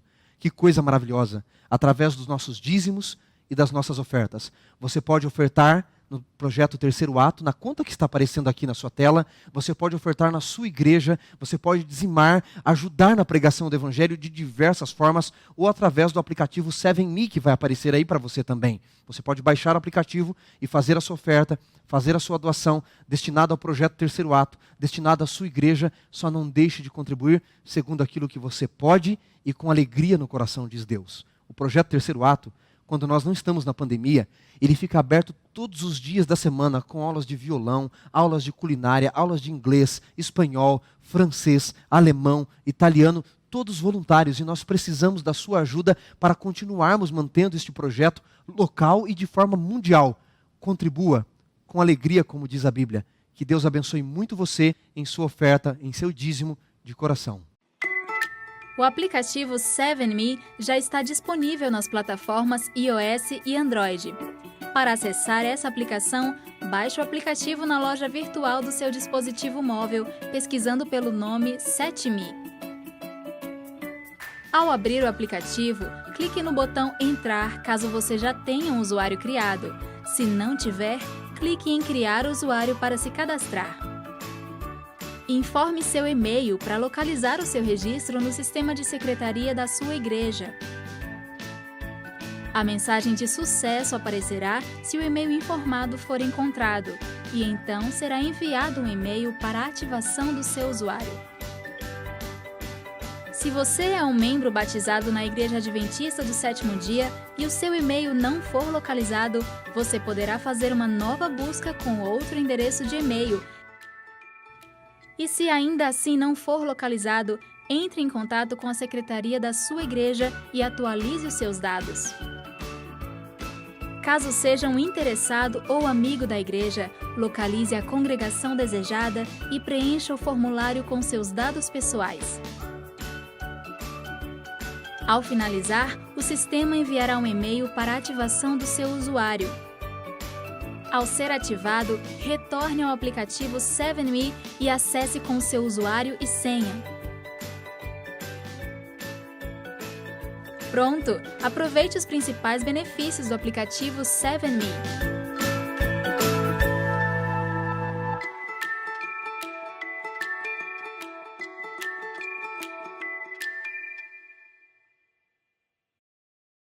Olá, sejam bem-vindos à comunidade Adventista Terceiro Ato. Você sabe que nós não estamos preocupados com as formas, mas com a essência do Evangelho. Vocês estão percebendo que nós estamos num cenário um pouquinho diferente. Eu estou falando aqui da minha biblioteca, um pouquinho bagunçado aqui atrás dos livros, porque nós estamos num período de pandemia, de maior reclusão, e também porque nós estamos em mudança, então nós estamos podendo usar os nossos estúdios, mas você vai ter aí loguinho já a oportunidade de vir adorar conosco, se Deus quiser, assim que passar essa loucura toda da quarentena, todo esse período onde devemos nos cuidar de verdade, e assim que saírem as vacinas e tudo normalizar um pouco mais, nós vamos colocar aqui o endereço do nosso novo local. Nós continuamos com a palavra de Deus da mesma forma, de maneira profunda, estudando. Por isso você é muito bem-vindo sempre, mesmo no novo endereço. Não deixe de visitar assim que reabrirmos, a comunidade adventista Terceiro Ato. Também já vou pedir desde já para você que compartilhe o link aí com seus amigos, com seus familiares, através do YouTube, através do Facebook. Você pode compartilhar esperança, você pode viralizar esperança nesse mundo que precisa tanto. Se houve uma época que a nossa geração precisou tanto de esperança, tanto da certeza de um mundo melhor, é este momento que eu e você vivemos. Já compartilhou? Já compartilhou com seus amigos? Pois bem, nós estamos na nossa série Gênesis, e nós já estudamos diversos capítulos desta série, e já vimos aqui que Gênesis está falando da história não somente de Adão e Eva, não só de Abraão e de Sara, de Isaac, Rebeca, de Jacó e Raquel, não. Gênesis é antes de tudo, meu amigo, minha amiga. Olha aqui para mim. Antes de tudo, Gênesis fala da sua história, da sua e da minha relação que nós temos com Deus. E assim como Deus o salvou, Deus também pode salvar a mim, salvar eu e salvar você. Deus pode nos salvar. E esse Deus que trabalhou na vida de Adão e Eva, na vida de Abraão e Rebeca, o mesmo Deus que quer trabalhar na sua vida, seja de Jacó, de Sara, de Raquel, não importa. Ele pode trabalhar na sua vida também. Nós vimos também sobre Gênesis, o mito narrativo que conta histórias de um passado distante para explicar a nossa existência no mundo hoje e dar significação para a nossa vida. Se lembram disso? Se você não assistiu, procura aí nas nossas redes sociais os estudos passados. Nós vimos que Gênesis fala sobre a trajetória do herói. O herói de todos os tempos, sem dúvida alguma, meu amigo, minha amiga, se chama Jesus Cristo. E você vai perceber ao ler a narrativa de Gênesis que você não precisa nem mesmo caminhar sozinho, basta seguir os passos do grande herói. E a história dos demais heróis da Bíblia estão aqui para nós seguirmos um pouco da sua trajetória, quando eles seguiram a história do grande herói Jesus Cristo.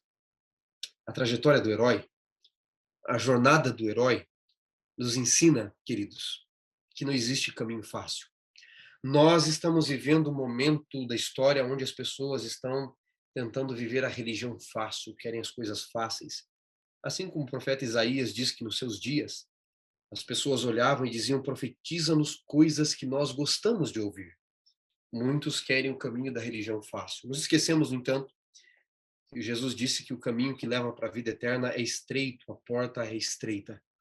E quando olhamos a jornada através do Gênesis, destes heróis seguindo os passos do herói de todos os tempos, que é Jesus Cristo, você e eu vamos perceber que não existe caminho fácil.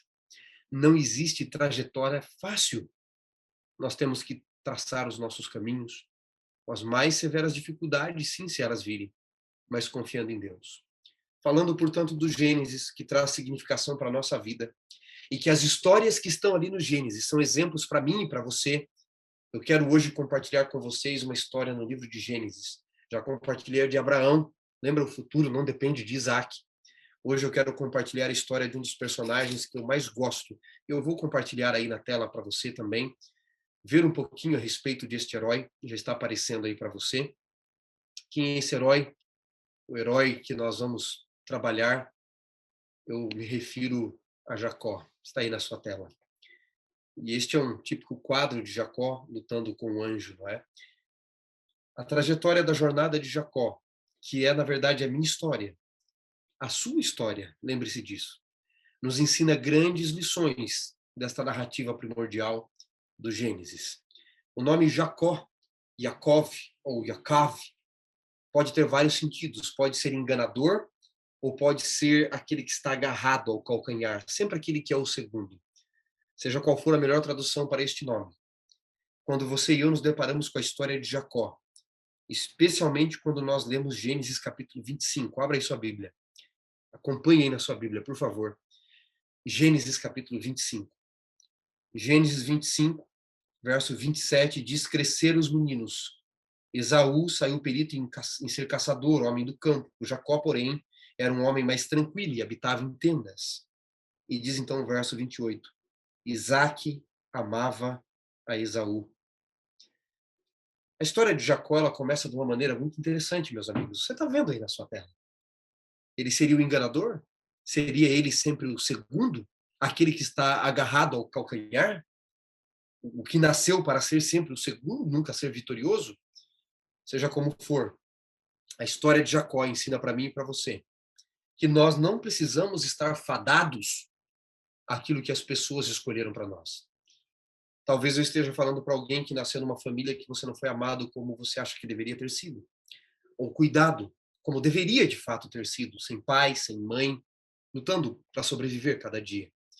Nós não podemos escolher onde nascemos, mas podemos escolher certamente a maneira que nós vamos viver e a forma como nós vamos até sair deste mundo se Jesus não voltar em nossos dias, servindo, vivendo com propósito.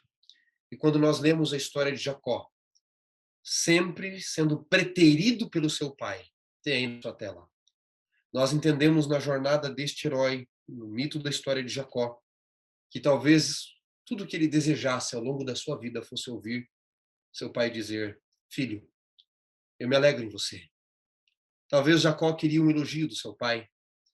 Talvez ele buscasse por um carinho, não sei. Talvez ele quisesse ouvir seu pai dizer que o amava, que o admirava. Ele tinha desejo de pertencer a algo, pertencer a uma família.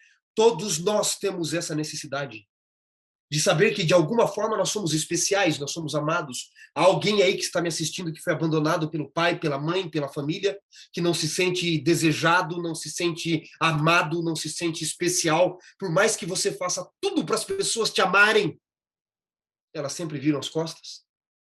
Talvez então a sua história seja também a história de Jacó. Como a história de Jacó? Talvez a história de Jacó seja o exemplo da sua vida, da sua história. Você tem o desejo de pertencer a algum lugar, a alguém, a uma família. Todos temos a necessidade, e Jacó também tinha. E Jacó, desde a sua infância, amigos, ele competiu com Esaú pela aceitação. Ele queria ser aceito por Isaque. Ele queria ser amado por seu pai. Mais tarde, ele teve que lutar, depois de crescido com Labão, para poder se casar com Raquel. Depois que ele viu que nada funcionava conforme o planejado, veio um perplexo dentro dele, interiormente se sentia diminuído, vazio. Seus relacionamentos familiares foram sempre complicados. E sabe, a história de Jacó vai nos ensinar algumas coisas interessantes. Deixe-me avançar com você, eu vou até parar de compartilhar um pouquinho aqui, só para você entender aquilo que eu estou querendo passar. Quando Jacó, ele se sentiu abandonado pelo seu pai, pela sua mãe, acho que agora parou de compartilhar aí, né? Jacó querendo pertencer, Jacó decidiu resolver a sua própria maneira. O que é que Jacó faz? Jacó, então, ele engana. Ele sabia que Esaú não se importava muito com a primogenitura, faz um trato com ele, com um guisado, com um prato. E quando chega finalmente a época de Isaque dar a benção, diz o capítulo 27, ele, até com o auxílio da sua mãe, ele engana o seu pai. Como a vida não funcionava do jeito que ele planejava, Jacó decidiu indiferente agir à sua maneira, resolver do seu jeito. E conforme ele tentava resolver as coisas à maneira dele, e não confiando em Deus, ele piorava as coisas cada vez mais. Enganou Isaque. Esaú, então, quando descobre, junto de Isaque, tudo o que havia acontecido, Gênesis 27, ele então jura Jacó de morte. Num desespero, num ímpeto, Jacó, aconselhado por sua mãe, ele foge para a terra de Labão, seu parente. Jacó não sabia, amigos, mas nunca mais Jacó ia ver o seu pai. Nunca mais Jacó iria ver a sua mãe. Aquela família que ele lutou tanto para pertencer, por agir conforme a sua vontade, segundo os seus planos, ele perdeu de uma vez por todas. Na sua fuga desenfreada, capítulo 28 diz que Jacó, ele chega a um lugar chamado Betel. Ali, diz o capítulo 29, 28 de Gênesis, verso 10, fugindo para Harã, Jacó então coloca uma pedra por travesseiro e dorme. Deus aparece para ele ali. E agora, Betel, onde Jacó está, há um contraste com Babel, a torre de Babel, onde o homem construiu para querer ser Deus e subir até os mais altos céus. Lá em Betel, Deus desceu a escada de Jacó para se fazer humano, estar perto de Jacó. Enquanto o homem sempre quis subir para ser Deus, Deus sempre quis descer para poder nos salvar. E Jacó, então, depois de uma promessa de que Deus estaria com ele finalmente consegue, então, chegar na terra de Labão. Ali em fuga, desesperado, Jacó, então, se encontra com Raquel. E diz que ele se pôs a caminho do Oriente. E quando Jacó, capítulo 29, verso 1, né? Quando Jacó, então, ele encontra Raquel, foi amor à primeira vista. Jacó ficou encantado, Jacó ficou apaixonado. Mas aí aconteceu um outro problema. Sabe qual? Tudo aquilo que ele buscava do seu pai, tudo aquilo que ele buscava na sua mãe, Jacó agora transferiu para Raquel. E Jacó deve ter pensado, meus amigos, se tão somente eu pudesse ter Raquel, a minha vida seria mais feliz. Todos os meus problemas estariam resolvidos. Vou projetar de novo aqui para vocês uma frase de Lewis que me chama muita atenção. E ali você encontra, portanto, então, Jacó pensando, se tão somente eu pudesse ter Raquel, todos os meus problemas estariam resolvidos. Percebe? Toda a frustração da sua infância, tudo aquilo que ele deixou de ter do seu pai, do seu irmão, das batalhas entre irmãos, que sempre existiu, todas as frustrações e o vazio da vida, a necessidade de pertencer a algo, de ser desejado, ele transfere para Raquel. E aí é um problema muito grande, amigos. Quando nós transferimos as frustrações da vida para um parceiro, para uma parceira. Porque o relacionamento entre homem e mulher não existe para que o outro me faça feliz. Existe para partilharmos felicidade. Às vezes as pessoas dizem, não, você tem que fazer o outro feliz e o outro te faz feliz. Nós temos que ser felizes, aprendermos a ser felizes por nós mesmos em Deus. E aí então nós partilhamos felicidade, porque se ficarmos esperando o tempo todo que o outro sacie os nossos desejos, as nossas vontades, seremos os mais infelizes de todos os seres humanos. E ali está Jacó, pensando, se tão somente eu tivesse Raquel. Ele bota a mão no bolso, ele não consegue encontrar o dote, você conhece a história. Ele trabalha, e trabalha muito, para poder ter Raquel, 7 anos. E sabe, aqui vai uma pontuação de Lewis. Ele diz, a maioria das pessoas, se elas realmente aprendessem a olhar dentro do seu coração, saberia que aquilo que elas profundamente desejam é algo que nunca terão neste mundo. Toda sorte de coisas que este mundo oferece, mas essas coisas nunca cumprem suas promessas completamente. Os anseios que surgem em nós quando amamos pela primeira vez, ou quando pensamos em algum país distante, diz Lewis, são anseios que nenhum casamento, nenhuma viagem, nenhum aprendizado podem realmente satisfazer. Nenhum homem, nenhuma mulher, nenhum carro, nenhum dinheiro. Há anseios maiores em nós que ou nós aprendemos a resolver isso com Deus, ou nós seremos os mais frustrados de todos os seres humanos. Por isso eu disse para você que Jacó errou quando ele transferiu as frustrações da vida para que Raquel o fizesse feliz.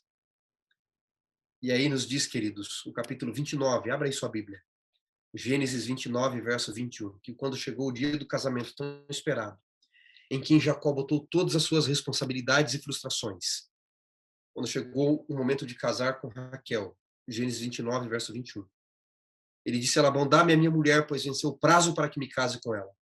E reuniu, pois, Labão todos os homens do lugar e deu um banquete. E à noite conduziu Lia, sua filha, entregou a Jacó e coabitaram. E diz então o verso 25, ao amanhecer, Jacó viu que era Lia. Olha o que está na sua tela. Se você botar as esperanças da sua vida sempre em alguém, você pode pensar em ter Raquel em seus braços, mas a realidade da vida tem sua forma de fazê-lo acordar com Lia. E não parece que é essa a frustração da vida? A gente, em nossos planos, a gente sempre dorme com Raquel e acorda com Lia. O grande problema é esperar muito daquilo que nunca pode corresponder às nossas expectativas.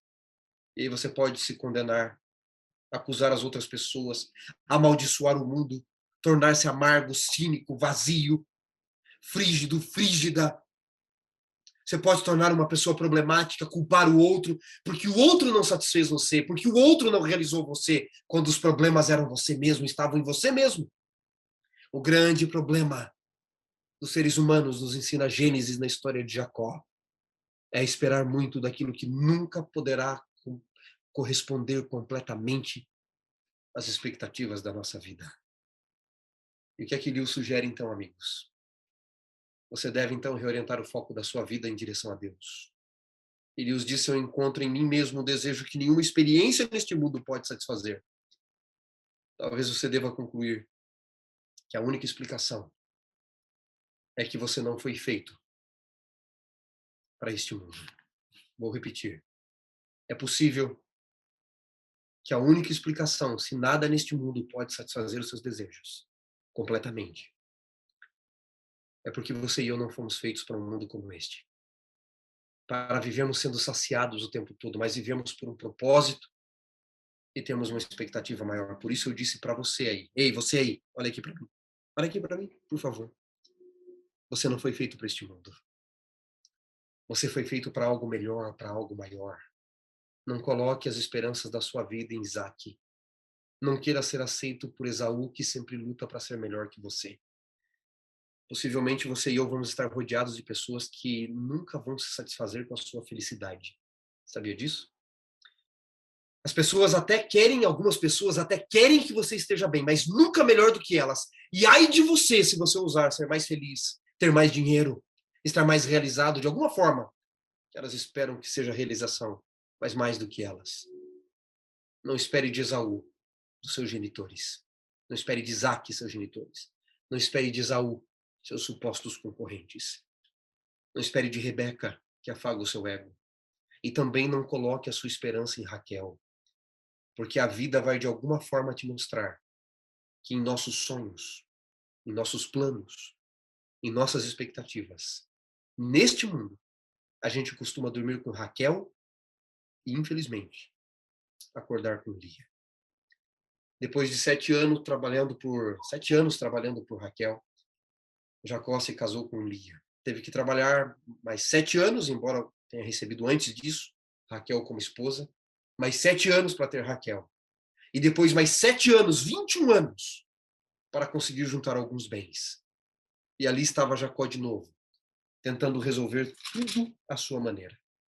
Até que um dia, cansado de ser explorado por Labão, essa é a jornada do herói, Jacó então resolve voltar para sua terra. Mas como voltar, se a última vez que ele vira o seu irmão Esaú havia jurado de morte e lhe disse: se você ver minha face de novo, Jacó, será a última coisa que você vai ver nesse mundo.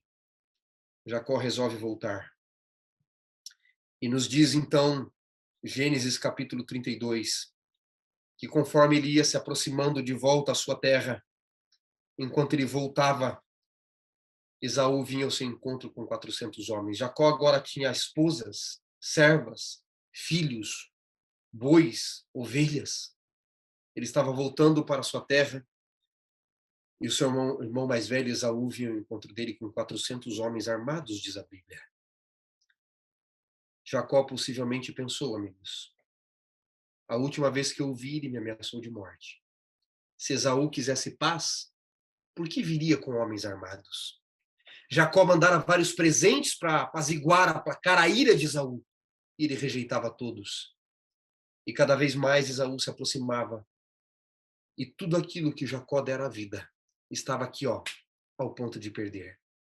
E Deus começou a ensinar Jacó no Vale do Iaboque, ou no Vale do Jaboque, que tudo aquilo que a gente deposita as esperanças nesta vida, se não estiver nele, pode se acabar do dia para a noite.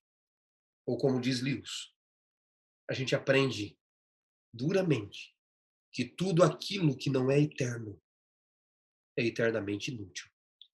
No capítulo 32, no verso 22, diz que Jacó, com medo de Esaú, despediu suas mulheres, seus filhos, levantou-se pela madrugada e depois de despedi-las, os fez passar o ribeiro e ficava só e lutava com ele um homem até o romper do dia.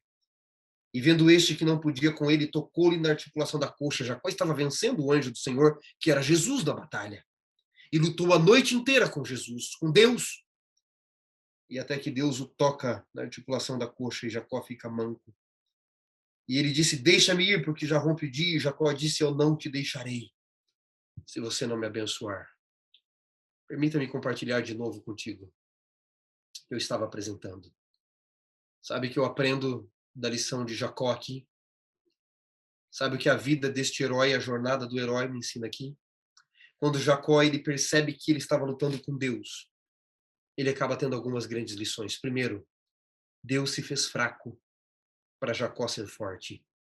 Deus poderia ter acabado com Jacó na primeira hora da noite, mas deixou Jacó lutar a noite inteira. Com um mínimo toque, ele destrói Jacó, tira suas habilidades de luta.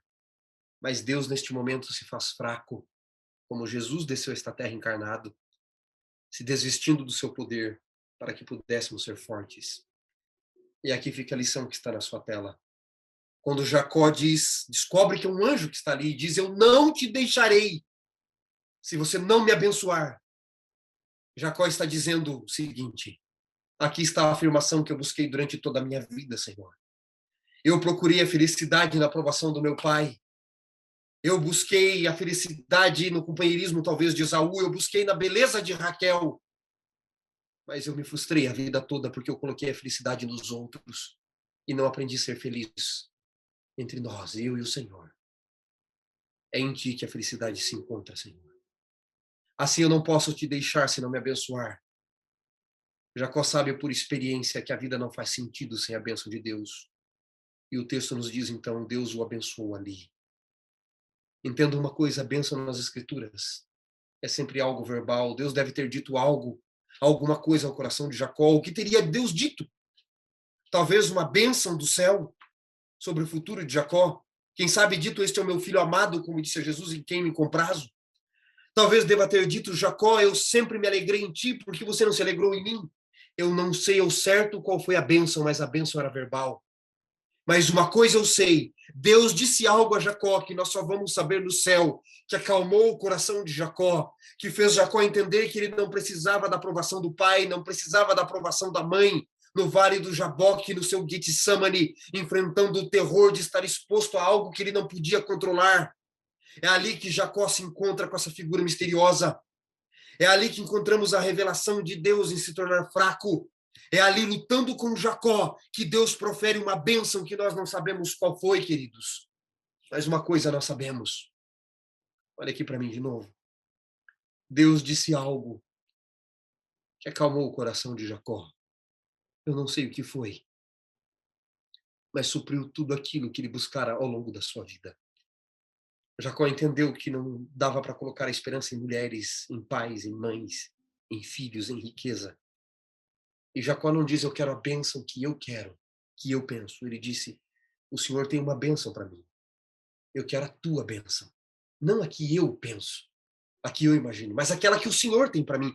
Quantas vezes você e eu deixamos de receber uma bênção de Deus porque não clamamos a bênção que Deus tem, mas a bênção que nós queremos? Quantas vezes você e eu, na jornada do herói, Gênesis nos ensina na história de Jacó, nos frustramos porque na necessidade de pertencer a alguém, pertencer a algum lugar, o desejo de ser aceito, de ser amado, despejamos as frustrações da nossa vida em outras pessoas, nos tornamos amargos, afastamos os outros, porque não sabemos lidar com os nossos problemas diante de Deus. Quantas vezes achamos dormir com Raquel em nossos sonhos, e a realidade da vida nos faz deparar com Lia? Quantas vezes não vamos ao Vale do Jaboque dispostos ali, ou melhor, prestes a perder tudo? E aí então nos entregamos a Ele de verdade. Hoje, talvez alguém esteja vivendo o seu Vale do Jaboque. Perdeu o emprego. Perdeu a pessoa que você amava para essa doença terrível, esse Covid, essa pandemia. As finanças se foram, os sonhos se foram. Hoje, no Vale do Jaboque, como para Jacó, Deus se faz fraco para você ser forte. Deus tem uma bênção para você, olha aqui para mim.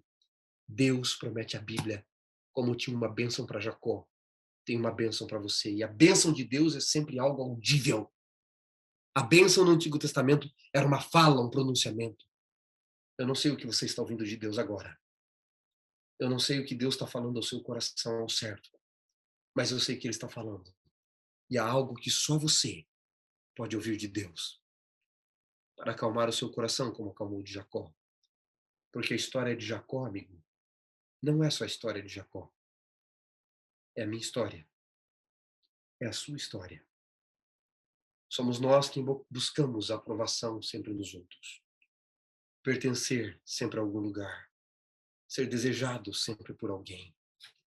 Somos nós que buscamos tapar as frustrações da vida no outro, no colega, no amigo, na amiga, no parceiro, na parceira. E acabamos com a outra pessoa porque nós somos frustrados. E somos nós que precisamos do Vale do Jaboque para buscar em Deus a bênção que tanto precisamos. Você está no Vale do Jaboque? É ali que Deus tem uma bênção audível para você.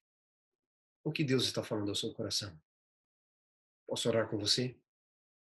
Posso? Pai, o Senhor tem algo para dizer para esse meu amigo, minha amiga que está do outro lado da tela.